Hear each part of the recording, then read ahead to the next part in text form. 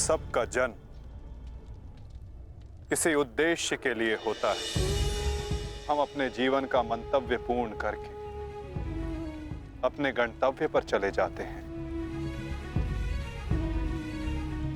और यदि एक वीर अपने जीवन का उद्देश्य पूर्ण करते समय वीर गति को प्राप्त हो जाए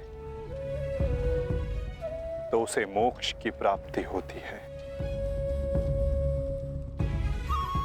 तुमने सबके लिए जो कुछ भी किया उसके लिए सभी तुम्हारे ऋणी रहेंगे पुत्र। तुम्हारा ये बलिदान व्यर्थ नहीं जाएगा घटोत्कच। और इन्हीं बलिदानों से हम इस युद्ध में विजय पा सकेंगे। जिस भविष्य के लिए हम ये विजय चाहते हैं माधव, क्या उसके लिए वर्तमान का बलिदान करना उचित है? पुत्र की हत्या हो जाए और पिता जीवित रहे, ये कैसा न्याय है माधव? ये न्याय नहीं पार्थ, यही नियति है। नारायणं नमस्कृत्य नरं चैव। धर्म स्थापना के लिए जिनका बलिदान आवश्यक है उन्हें अपना बलिदान देना होगा पार्थ। और जिनका जीवन आवश्यक है उन्हें संघर्षों का और दुखों का भार उठाकर अपना जीवन जीना होगा। और इस युद्ध के लिए, इस धर्म स्थापना के लिए तुम्हारा जीवन आवश्यक था। और घटोत्कच का बलिदान।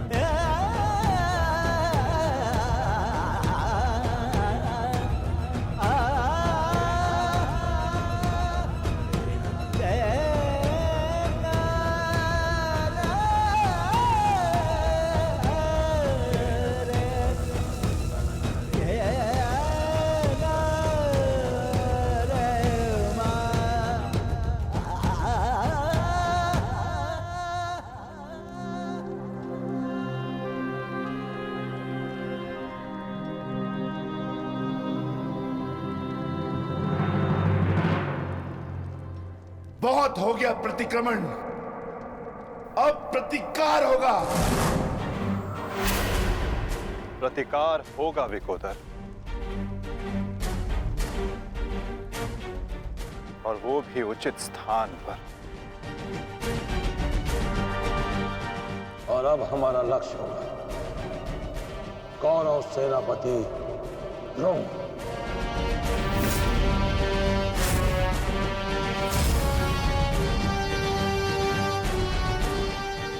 हाँ पिताश्री, कर्ण के पास केवल एक ही अस्त्र था अर्जुन के विरुद्ध, और वो उसका प्रयोग कर चुका है। अब ना तो उसके पास कोई शक्ति है और ना ही कोई कवच, इसलिए अब वो हमारे लिए संकट नहीं, किंतु आचार्य द्रोण को रोकना अति आवश्यक है।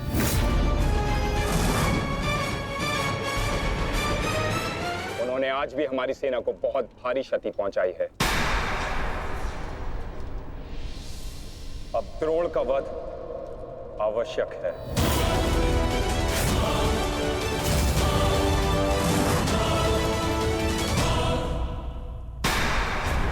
पिताश्री, पिताश्री,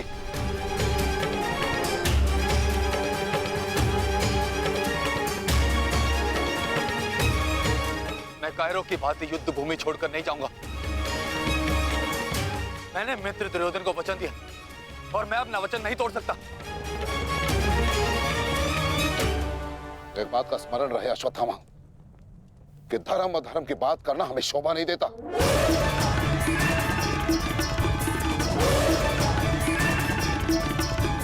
स्मरण है तुम्हें युद्ध भूमि में क्या हुआ? भीम तुम्हारा वध करने वाला था पुत्र। उसने यदि आज नहीं किया तो कल अवश्य कर देगा।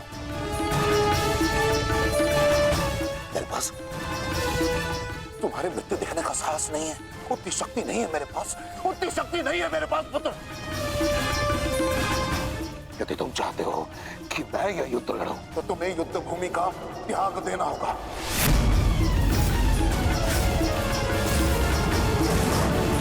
वचन दो मुझे कि तुम युद्ध भूमि का त्याग कर दोगे। वचन दो। आचार्य द्रोण, यदि ऐसा है तो आप यह युद्ध भूमि छोड़कर जा सकते हैं, परंतु मेरा यह मित्र कहीं नहीं जाएगा। वैसे भी आप हमारे सेनापति हैं ना? सेनापति होने के पश्चात भी आप उन विपक्षियों का कुछ कर नहीं पाए, क्योंकि वो विपक्षी आपके प्रिय शिष्य हैं, इसलिए रक्षा नहीं कर पाए हैं आप। शांत हो जाओ मित्र।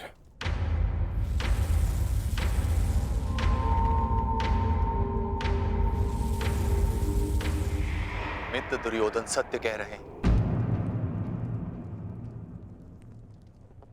मेरे पिता ने पक्षपात किया है। उन्होंने अपने दिए वचन को पूर्ण नहीं किया, और इसी कारण आज हमारे परिवार पर प्रश्न उठना आवश्यक है।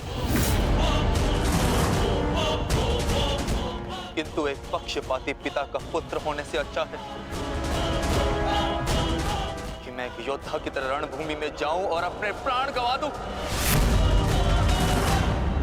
बस अश्वत्थामा, अपने पिता से इस भांति कटु वचन कहना एक महान योद्धा को शोभा नहीं देता। जो अपने पिता का सबके सामने अपमान कर सकता है, उससे किसी और के सम्मान की आशा नहीं की जा सकती।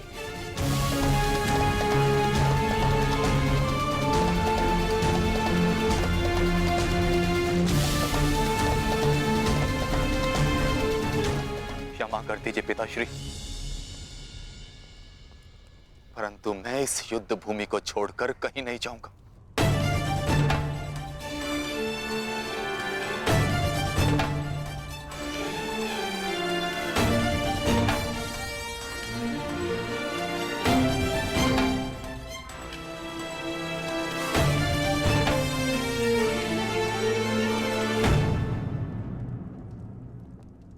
तो ठीक है पुत्र, मैं तुम्हारी इच्छा का मान रखता हूं और आशा करता हूं कि नर्क से दूर रहने की शक्ति तुम्हारे पिंडदान में हो। आज केवल तुम्हारे कारण मुझे संपूर्णता से धर्म का त्याग करना होगा। एक पुत्र पिता के लिए बल होता है, परंतु आज तुम मेरे लिए निर्बलता सिद्ध है। और आप भी सुन लीजिए युवराज, यदि मैंने अपने संपूर्ण जीवन काल में पुण्य किया है तो उन समस्त पुण्यों का मैं कवच निर्मित करता हूं। यदि अपने जीवन में मैंने अपने शिष्यों को समान रूप से देखा होगा तो इस कवच को कोई नहीं फेंक सकता, कोई नहीं। यदि मैंने अपने शिष्यों को संभावना से कम और समर्पण से अधिक शिक्षा नहीं दी होगी तो आज मेरे हाथों से मेरे शस्त्रों को कोई नहीं छीन सकता।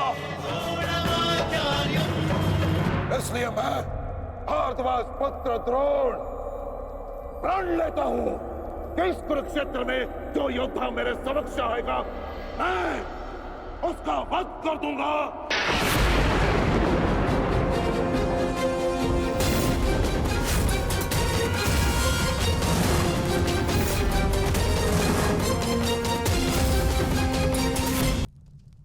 आचार्य द्रोण का वध करना सरल नहीं।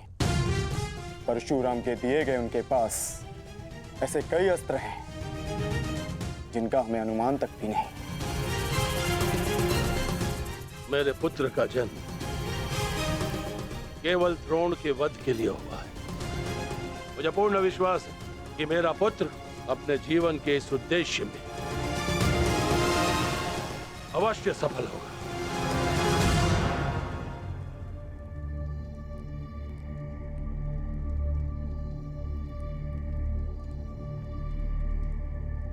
ये युद्ध सरल नहीं है कर्ण। तुम्हें अपना ध्यान केवल युद्ध पर केंद्रित करना होगा। मेरी चिंता का कारण मोह है वृषाली। वो मोह जो बड़े से बड़े योद्धा को निर्बल कर देता है, और किसी की निर्बलता शत्रु का सबसे बड़ा शस्त्र न बन जाए। बस इसी बात की चिंता है। तुम्हारी चिंता स्वाभाविक है पार्थ। आचार्य द्रोण का वध करना सरल नहीं है, धृष्टद्युम्न के लिए भी नहीं।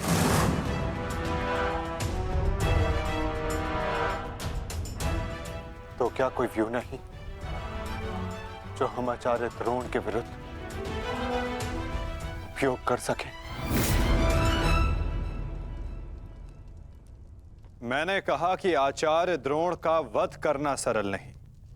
मैंने ये नहीं कहा कि ऐसा करना असंभव है।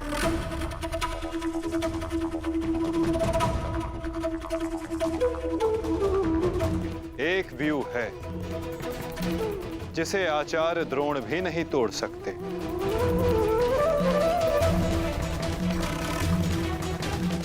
पुत्र मोह व्यू। आचार्य द्रोण को परास्त करने का केवल एक ही अस्त्र है, अश्वत्थामा।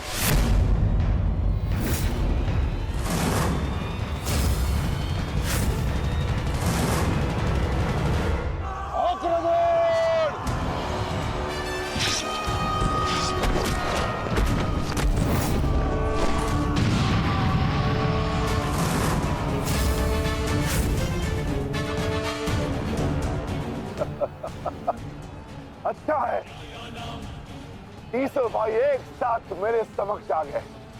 अब नर्क तक की यात्रा के मार्ग में एकाकी अनुभव नहीं करोगे। सावधान भीम।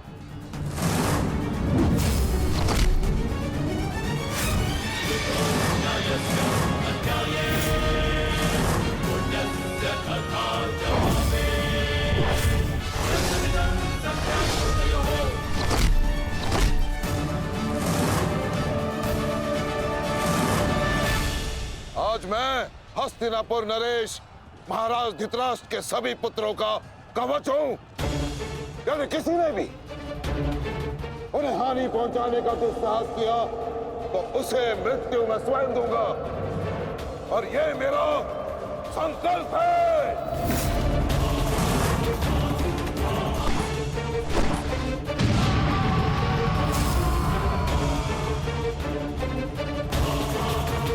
माधव, अश्वत्थामा को घेरने की योजना क्या है? हमारी योजना तो कब की प्रारंभ हो चुकी है पार्थ। क्या हुआ अश्वत्थामा? तुम्हारे पिताश्री कहाँ हैं? कहीं अपने काल को आता देख कहीं छिप तो नहीं गए? धृष्टद्युम्न! ना आचार्य द्रोण किसी से भयभीत है और ना ही उनका पुत्र। आज अपने पिता के काल का काल मैं स्वयं बनूंगा।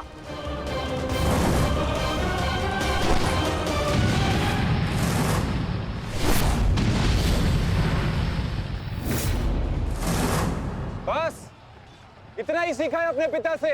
आओ अश्वत्थामा, आज मैं तुम्हें जीवन का पाठ पढ़ाता हूं। भाग कहां रहे हो कायर? साहस है तो द्वंद्व करो। आरती, पीछा करो।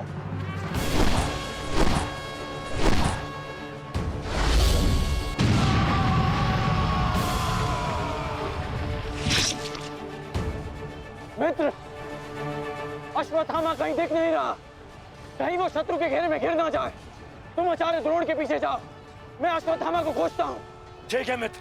सारथी चलो सत्यसेन।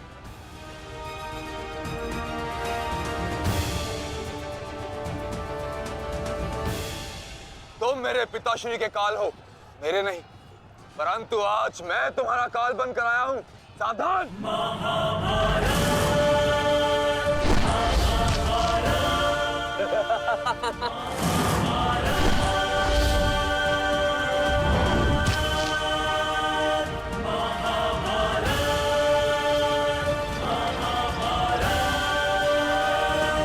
अच्छा हुआ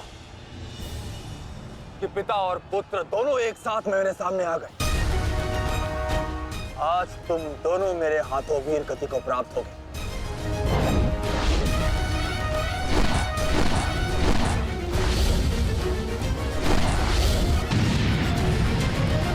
गुरुदेव, आज तो आपने भीम से अश्वत्थामा को बचा लिया था, किंतु कब तक? अब चाहे हमारा वध कर दो, किंतु हमने भी आज संकल्प लिया है कि मृत्यु दोनों पक्षों में होगी।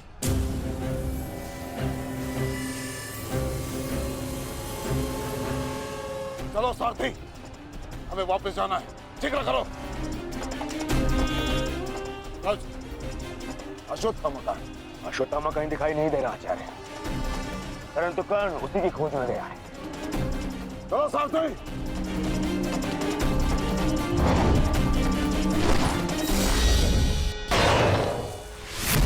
अब तुम्हारी सहायता के लिए ना कोई सैनिक है और ना कोई व्यू। अब तुम दोनों को मेरे हाथ से कौन बचाएगा? सावधान। अश्वत्थामा, तुम स्वयं व्यू में खड़े हो। इस व्यू को शमशान व्यू कहते हैं। कदाचित तुम्हारे पिता ने तुम्हें इस व्यू के विषय में बताया ही नहीं होगा। अपने चारों ओर देखो।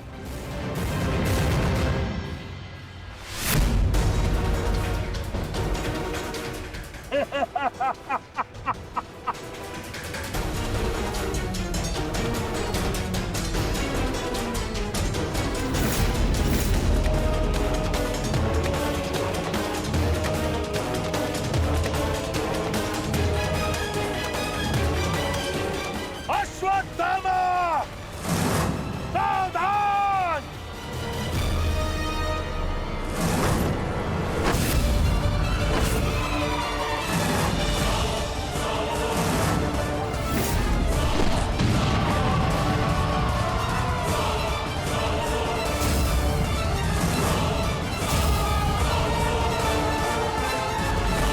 अश्वत्थामा, सावधान।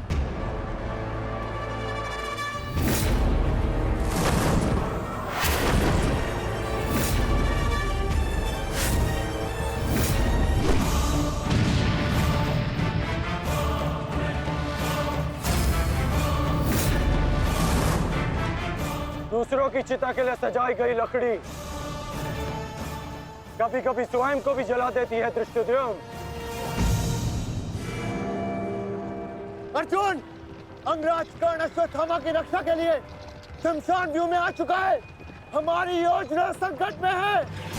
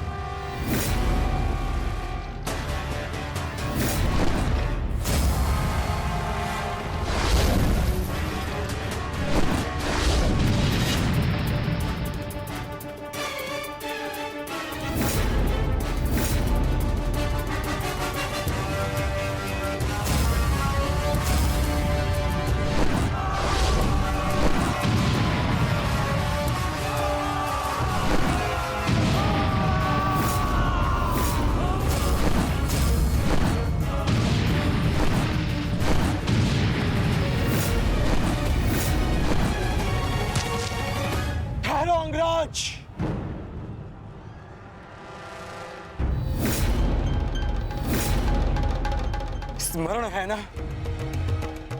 कि हमारा द्वंद्व का निर्णय आना अभी शेष है। मैं युद्ध का आह्वान देता हूं।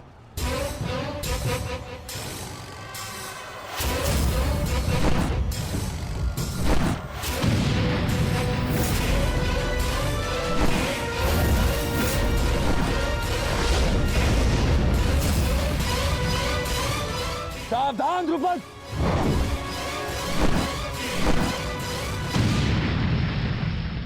मेरा ही राज्य मुझसे ही छीनकर मुझे ही आधा राज्य भीख में दिया तुम्हारे पिता ने, और जिस आधे राज्य पर तुम शासन कर रहे हो वो मुझे स्वीकार नहीं है। इस अपमान का प्रतिशोध आज अवश्य लेकर रहूंगा। जो अपनी पुत्री का अपमान होने से न रोक सके वो अपने राज्य और अपने सम्मान की रक्षा क्या करेगा? तुम उस विषधर के समान हो जिसके विषदंत टूट चुके हैं। मेरी बात मानो और समर्पण कर दो, तुम्हारे प्राण बचे रहेंगे। प्राण तो अब तेरे नहीं बचेंगे।